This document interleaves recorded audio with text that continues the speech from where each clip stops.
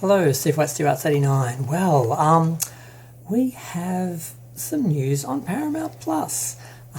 We all know that CBS All Access was rebranding to be Paramount Plus because CBS All Access was failing badly and they needed the Paramount catalogue, and when the two companies merged again, it was sort of a foregone conclusion that they were going to rebrand or create a new streaming service based on Paramount's catalogue.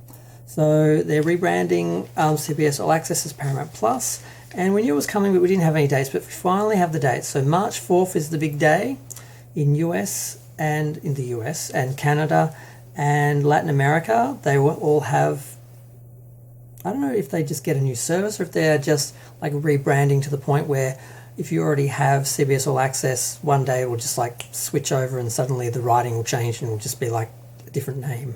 I'm not sure, do they have to like actually, does their subscription end and they have to start a new one? Do they automatically get a new one, but they have to like, I mean, I'm not sure how complicated it is, but there's no talk of any price changes. It does seem like it's going to be just a seamless transition from one to the other. Maybe they just flick a switch and the logo changes, that's sort of it.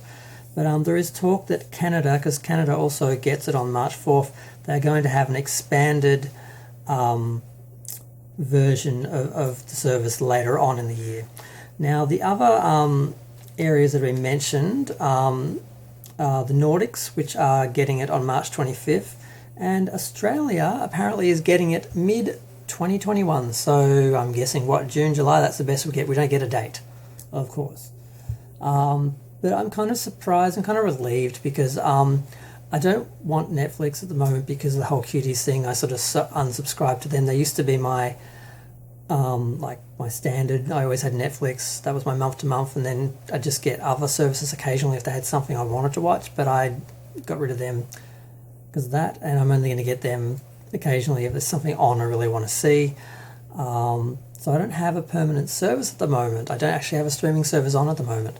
And I've always liked Paramount's films, Star Trek, Friday the 13th, various other films. I don't know if I could go with them permanently, but I could definitely have them a couple of times a year and then just whenever something new is on. But there's not much specific news though about it. We know, of course, that the Paramount catalogue is moving into it. It's competing with Disney Plus and HBO Max and Peacock. They've got a few films lined up because most of their film slate has been put into streaming.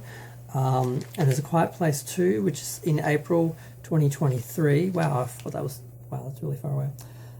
What? Seriously? Top Gun, I wrote these down, didn't even read them. Top Gun Maverick is the 7th, 2023. Seriously? Why are these movies all 2 years away? This must be a mistake. Snake Eyes is the 10th of 2022. That kind of makes sense because they were filming it not that long ago. Mission Impossible 7, which I know they're filming now, is apparently going to be out on the 11th. What? These dates are wrong. I wrote down the dates. I didn't even look at them. Good one, Stephen. But yeah, I didn't make the mistake. I just didn't notice it when I was taking to the notes. Whoever wrote the article on Trek Movies must have the dates wrong because it has Mission Impossible 7 as 2019, which is a year or so ago. And there's no 19th month unless there's no way to read that. 7/11/19. 11/19. Could it be the 19th day of the 11th month of this year? I don't know. It doesn't make any sense because the other ones say 23rd. Could be the 23rd or the 4th of this year. Maybe they're all... I don't know. I think someone made a mistake. And I've just written it down without noticing. But basically, those are the movies that are coming up with Paramount. So A Quiet Place 2, Top Gun Maverick, Snake Eyes, Mission Impossible 7. There's a few others I didn't really know what they were, and I didn't really care, so I didn't bother noting them. But yeah, so all their movies have basically they're going to be released on the streaming service. Whether they'll get a theatrical release as well, like Wonder Woman, or whether they'll just be on the streaming service, like a lot of the Disney Plus ones seem to be going that way. Now, this article was on Trek Core, and there was another one on Trek Movie, And the Trek Core one pointed out that, of course, it will be the home of Star Trek Discovery, Star Trek Picard, Strange New Worlds, which is going to be filming early this year apparently, and of course Lower Decks. And they also said that it's going to be the home of Section 31 starring Michelle Yeoh, which is in development now. Apparently that was their quote. And I'm still believing Midnight's Edge, who says it's not happening because Michelle Yeoh, basically there doesn't seem to be any room in her calendar to fit the series. She's seen, and she's not going to wait around forever. If they've got money issues or timing issues or planning issues or political issues in actually getting that show done, she's not going to sit around waiting. So she just seems to have moved on and be working with film. So whether that's actually going to happen, I'm still not convinced because of her schedule factor. But it still could. But I don't think it should. It would have been much better if they'd just done a Georgiou series where we actually just got to see her on the Shinzu, just being an awesome captain in a regular Starfleet series, much like Strange New Worlds. A Section 31 series, nobody needs it. It's just not Star Trek. It's the absolute opposite of Star Trek, and it's just a horrible idea. So I'm kind of happy though that I can get all the Star Trek shows in one place and I don't have to get Netflix. Because I kind of would get Paramount Plus a few times a year anyway because of the movies and stuff. So I don't feel like CBS All Access I'd just be getting for Discovery, and I wouldn't do that because I wouldn't want to give them my money and to let them think they were getting a subscriber due to that show, because I don't want to contribute at all to that show's success. I want it to fail unless it changes and is worthy of the name Star Trek and worth of watching. Otherwise, I just want it to go away as quickly as possible so they can move on with actual Star Trek shows.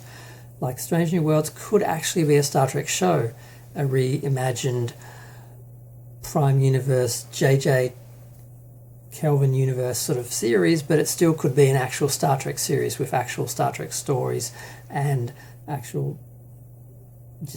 could actually be okay. I'm still holding out hope. As you can see, I don't hate Star Trek. I want it to succeed.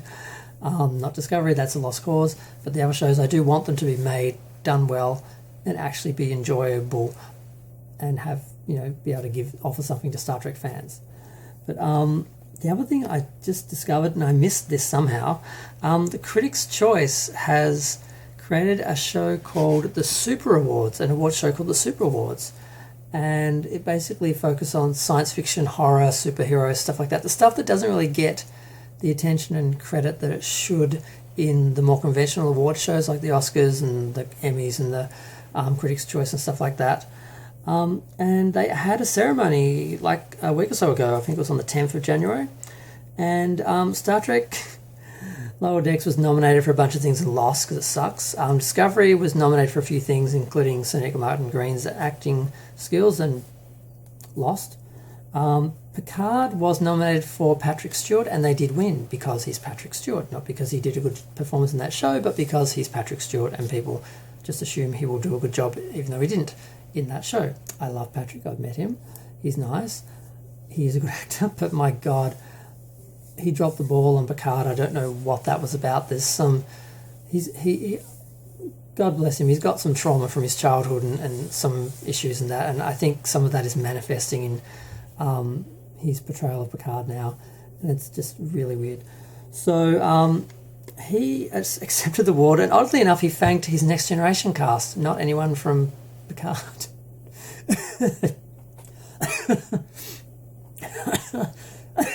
Sorry, I laughed.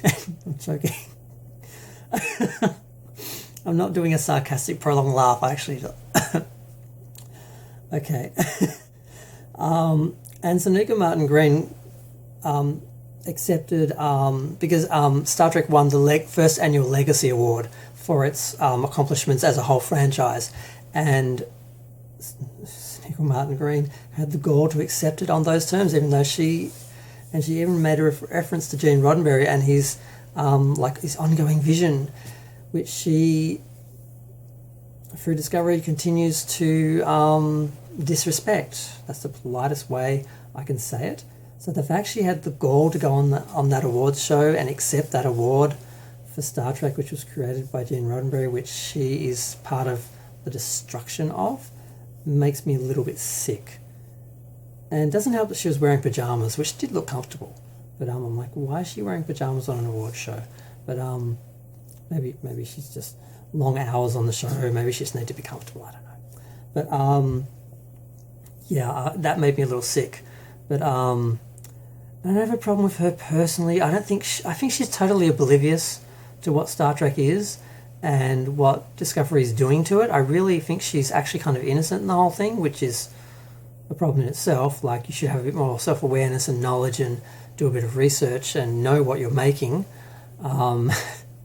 But I don't think she's actually trying to destroy the franchise like some people really are, because they hate it and they see it as like some symbol of the patriarchy and colonialism and all these issues, and they're trying to like cleanse the franchise of all of that by destroying all the past shows and the characters and everything. And it's just this really weird thing that's happening with some people like Kurtzman and that. I actually don't think Sonequa has anything to do with that. I think she's just this helpless little bunny hopping along, trying to act and be in the show, and I don't think she actually has any idea what the hell's happening, which is bad. She should know, but it's not like Kurtzman and Akiva Goldsman and some of the other people who they know what they're doing. They have issues with Star Trek and they want to change it to what they think it should be and thereby destroying it, as opposed to people who are just oblivious and who are just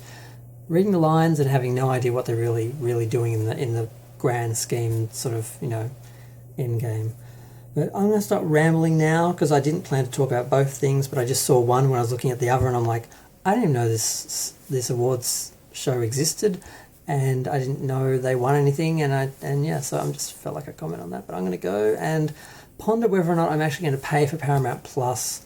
I guess I'll get it once or twice a year. There'll be a couple of shows worth watching, sort of, binge them all in 1 month and then not get it for another 6 months or so. That's sort of how I treat these streaming services. And a lot of people complain about, there's so many streaming services. Well, you don't have to have them all at the same time.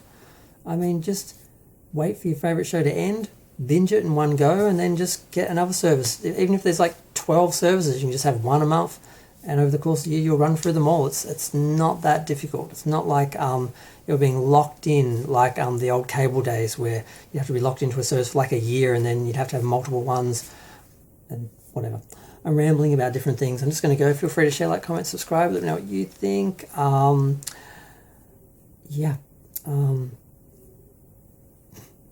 The super Critics' Choice Super Awards. It's just interesting. I actually think it is good to put a spotlight on the genre shows that don't get the credit that they deserve, but I can't get past a cast member from Discovery accepting the award on behalf of the franchise, which they are defiling. I can't. But I'm going to go. Bye.